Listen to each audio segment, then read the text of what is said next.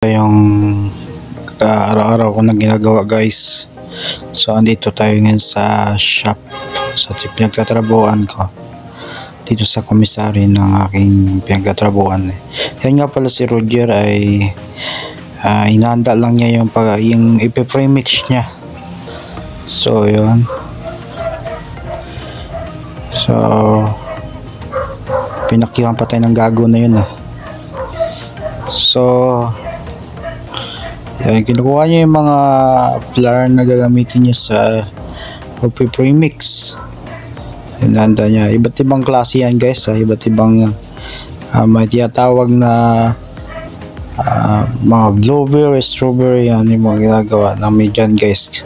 So kinukuha niya yung palita at yung timbangan. Yung palita na yun gagamitin niya sa paghiwa doon sa butter. Malinis yan, guys, for information lang, para sa mga hindi pa nakakalam, may mga ipal na mga tao na magko-comment lang ng basta-basta. So binilisan ko na pala dyan sa part ng video na para hindi siya boring panoorin. So yan, binuhos na ni Roger yung flour dun sa mixing bowl na maliit. Dun kasi niya i-mix yung yung dough na i-mix niya. So sa maliit lang siya nilagay dahil konti nga lang siya, mas yung mga 3 batch yun. Ito naman yung mixing bowl na malaki, dyan naman yung binuhos niya yung pang 6 na batch, kasi bagka 2 kilo lang, guys, or 3 batch ang minix dyan. Medyo maliit siya, hindi siya masyadong naabot ng spiral kasi yung mixer na yan. So palingon-lingon pa yung gago, guys. So ito naman, ako naman sa ubi ngayon. So yun, pinalinaw ko yung camera kasi medyo malabo kanina. So kung ano natin yung basahan. So yun, pantawag yan, guys, ay blueberry. Yan yung blueberry na ginagawa namin araw-araw. Yan lang. So nagsasalita pa ako dyan habang nagbibideo. So sinarado ko muna yung oven. So tinignan ko dito sa popper kung pwede na ba ito isalang yung obi mochi at saka yung kopi bao, mga mochi at saka kopi bao. Yun yung tinatawag na kopi bao sa kadalasang bigay, guys. Sa ibang bigay, kopi ba ng tawag dyan. So kinuha ako, nilabas ko na kasi medyo okay na siya, pwede na siyang isalang. So yun, binibuild ko pa, guys, So yun, ginawa ko na rin yung obi mochi. Yan ang obi mochi, guys. Yan, tapos ginawa ko yung basahan. Diba ang likot ng camera ko? Yan yung mochi rin yan, guys. Mga like ibang klaseng mochi. Tapos yan naman yung garlic cheese.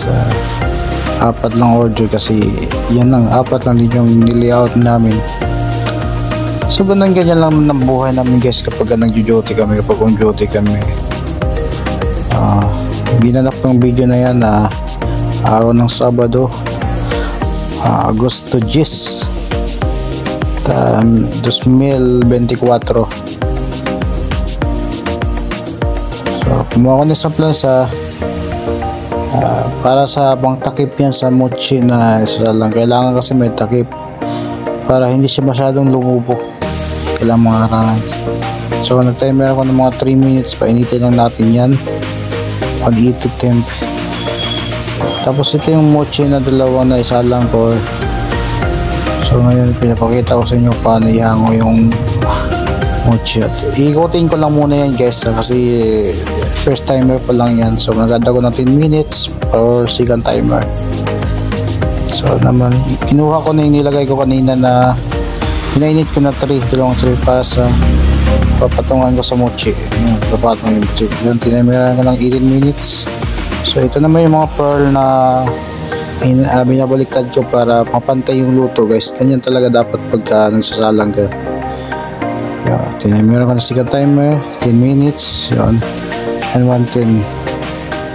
So ayan naman si Roger, kumukuha ng tubig gagamitin niya sa pagmasa, gagamitin niya sa gagamitin niya sa pagmix. Kailangan may malamig, may yellow yun guys. Nakikita niyo yellow na yun, yun na yun. Tinutukan ko sa mukha, seryosong gago. Pag binalik niya, binawasan niya yung tubig niya kasi sumubra na yata sa hinanap niyang timbang. So yun, so may kinukuha sa John, kukunin niya yung pangkulay ng strawberry yata yung ginawa. Yeah, strawberry nga, red color. Nagdadaan na rin siya ng panukat.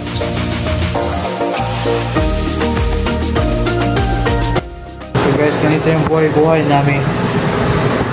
So itong yung papibaw 160 na guys, pero mag 169 siya, kailangan natin babaan. Dapat sakto natin 160 ng apoy. Pagka sumobra pwedeng masunog, whatever consequences. Wow, English yun ito yung dito kami nagsasalak. Ito namin yung convection oven. Kadalasan siya salang dito guys, CD bridge, like mga bagit yun, dyan siya salak sa oven na yan. So mas mataas yung temp niya dyan kaysa dito sa convection na to. So yun lang tip. Ito yung mga niluluto ng breads yan, diba? So yan, yun lang kakunti yung gawa natin. So pupunta natin si Brad Roger. Yan Brad, gawin ka naman sa vlog natin.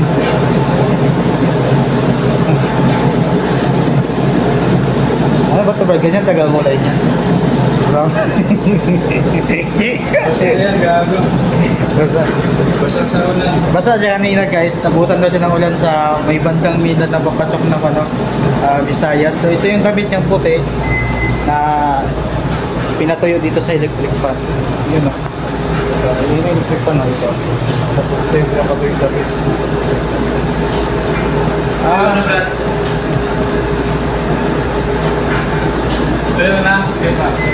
Medyo mahamog-hamog konti. So ito lang may area namin dito kami yung trabaho. So yun ang routine namin dito sa pinagtatrabuhan namin. So mamaya ulit guys ha.